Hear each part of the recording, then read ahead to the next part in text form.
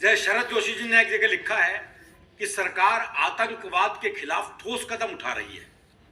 वो कदम इतने ठोस होते हैं कि उठते ही नहीं। तो मैंने सरकार से कहा पोले कदम उठाओ, ये कम से कम उठ तो जाएंगे। सरकार बोली पोले ही हैं, नहीं उठाने से तो ठोस लगते हैं। ये व्यंग का चमत्कार है, ये व्यंग की भाषा है। और आतंकवाद पे तो खैर हरियाणा का कोई मुकाबला ही नहीं। मेरे को एक आतंकवादी मिला, मैंने कहा जगह जगह विस्फोट करते हो आप, बंबई, दिल्ली, जयपुर, कभी हरियाणा भी आके देखो। हाँ, यहां भी लोग रहते हैं भाई, भिवानी आओ कभी। तो बोला जी हमारा एक प्रोसेस है। मैंने कहा क्या? बोले हमारा एक आदमी आता है जी, भीड़ भरे बाजार में साइकिल खड़ी करके आता है, उसके आधे घंटे बाद दूसरा जाता है, उसमें विस्फोटक लगाता है, उसके आधे घंटे बाद तीसरा जाता है और रिमोट से विस्फोट कर देता है। हमने भिवानी के भीड़ भरे बाजार में कई बार साइकिलें रखी।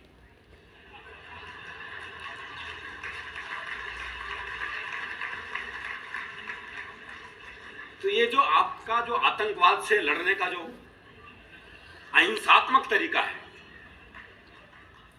इसकी वजह से आतंकवादी संगठन घाटे में चल रहे हैं। तो मैं बधाई देता हूं आप, ये लड़ने का अच्छा तरीका है। हरियाणा वाला ही लड़ सकता है इससे। वो रोहतक के बाजार में एक बुढ़िया बैठी थी, उसके बराबर में बम रखा था। तो एक चिल्लाया, बोले अम्मा बम। बोले बेटे बम तो मैं जवानी में थी।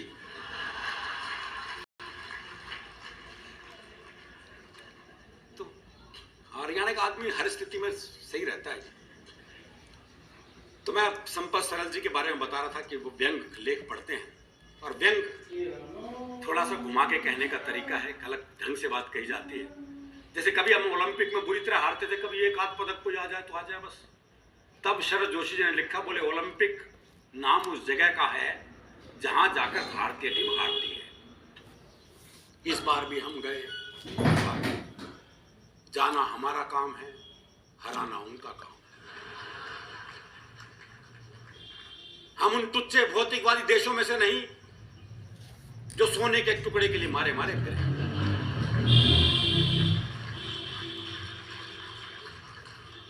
सबसे आगे दौड़ रहे हैं। क्यों? जरा से एक गोल्ड मेडल के लिए। धिक्कार है ऐसे मानव जीवन पर। भारत आत्माओं का देश है। रेस में हमारा शरीर भले ही पीछे हो, आत्मा हमेशा आगे रहती है। दरअसल आज राजनीतिक मामला चल रहा है, तो एक कविता मैं छोटी सी सुनाना चाहता हूं पहले भाई साहब। अभी जब चुनाव हो रहे थे दिल्ली में, तो प्याज महंगी थी ना, तो नेता प्याज से तुल रहे थे। तो मैंने एक से कहा, इनका प्याज से क्यों तुले? बोले इससे पता नहीं लगेगा कि बदबू कहां से आ रही है।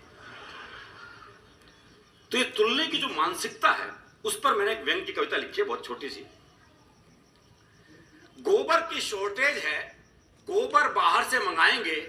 नेताजी को जैसे ही पता लगा, वो बोले इस बार तुम खुद को गोबर से ही तुलवाएंगे। तो एक पलड़े में नेताजी, एक में गोबर। सीन था बड़ा धांसू, पास खड़ी भैंस की आंखों में थे आंसू। गोबर रह रहकर बह रहा था और भैंस का दिल कह रहा था, क्या मैंने इसी दिन के लिए खाया पिया था?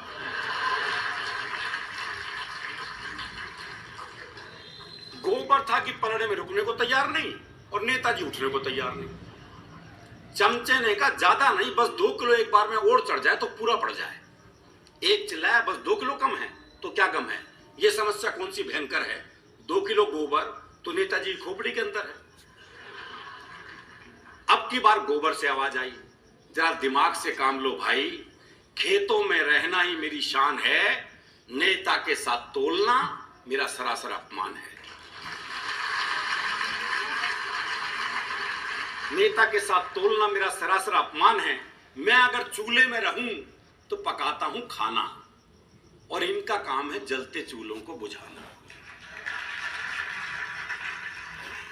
मुझे अगर आंगन में लीप दिया जाए तो वो देता है खुशबू ही खुशबू, और ये फूलों में भी जाए तो बदबू ही बदबू। बसंत आए तो मैं सरसों बन गाता हूं, बैसाख में गेहूं बन के लहलहाता हूं, कभी मैं फूल बन के मुस्कुराता हूं और कभी गन्ना बन के मिठास उगाता हूं।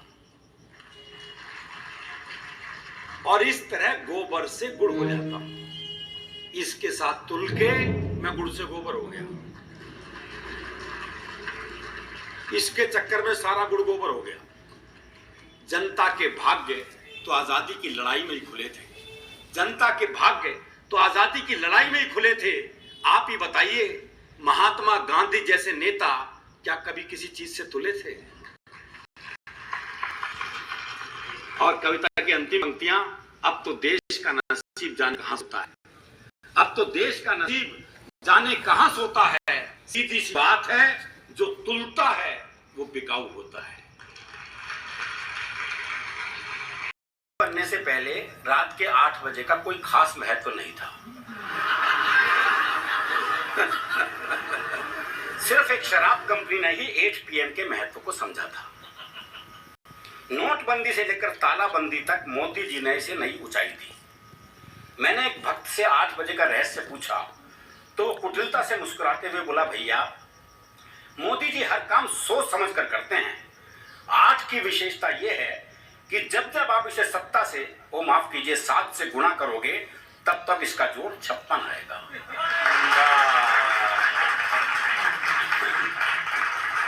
चलिए वर्तमान की बात करते हैं सर।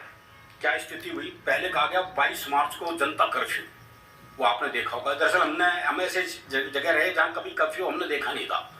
तो जनता कर्फ्यू लगा तो इतना सन्नाटा, साहब आदमी नजर नहीं आ रहा कोई। तो मैं अपनी बालकनी में गया तो कुत्ते बड़े परेशान थे, उन्हें कोई आदमी नजर नहीं आ रहा था। सच में। तो मैंने कुत्ते, क्योंकि सूंघने की शक्ति कवियों में भी होती है, तो मैंने कुत्ते की मनस्थिति सूंघी। वो सोच रहा था, लगता है सभी मनुष्यों को कुत्ता नगर निगम वाले पकड़ के ले गए।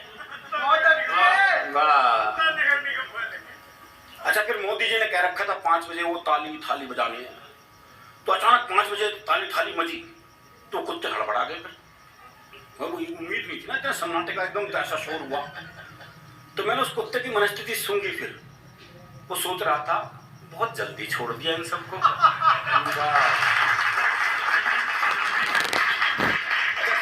7 बजे फिर वही सन्नाटा हो गया, वापिस वही सन्नाटा। सुन, कुत्ता फिर परेशान था। मैंने उसकी मनस्थिति फिर सूंघी। वो सोच रहा था, और मचाओ शोर। फिर ले गए ना पकड़ के।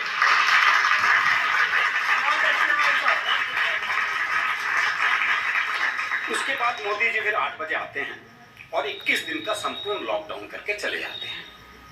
अब लोगों की असली परीक्षा का समय शुरू होता है। भारतीय आदमी सिर्फ काम के समय ही खाली बैठ सकता है। खाली समय में तो उसके पास 50 तरह के काम। तरह तरह के टिकटॉक और चुटकुले जन्म लेने लगते हैं। कोरोना को लेकर नए नए ज्ञानपरक और अश्लील गीत रचे जाने लगे। नई नई गालियां जन्म लेने लगी। कुछ लोग सिगरेट का धुआं नहीं उड़ा पा रहे थे तो अफवाह उड़ाने में लग जाते हैं। कुछ रचनात्मक लोग बीमारी को भी हिंदू मुसलमान रंग देने में लग जाते हैं। कभी फेसबुक पर लाइव आकर स्वस्थ लोगों को भी बीमार करते हैं। इनसे तंग आकर एक ने तो कह भी दिया, कोरोना से डर नहीं लगता साहब, कवियों से लगता है। सामान्य पति जब झाड़ू पोछा और बर्तन मांजकर टेलीविजन के सामने बैठकर कैटरीना कैफ को बर्तन मांजते देखता है तो उसकी सारी थकान पल भर में काफू हो जाती है। बात अच्छा। अच्छा, सभी न्यूज चैनल उन दिनों अपने अपने काम में लग गए। कोरोना से जंग, कोरोना बुलेटिन, कोरोना का कहर जैसे बुलेटिन के नाम हो गए। इटली में इतने मरे, फ्रांस में इतने, स्पेन में इतने मरे, अमेरिका में इतने और भारत में सिर्फ इतने। पता ही नहीं लगता कि ये सूचना दे रहे हैं या लानत।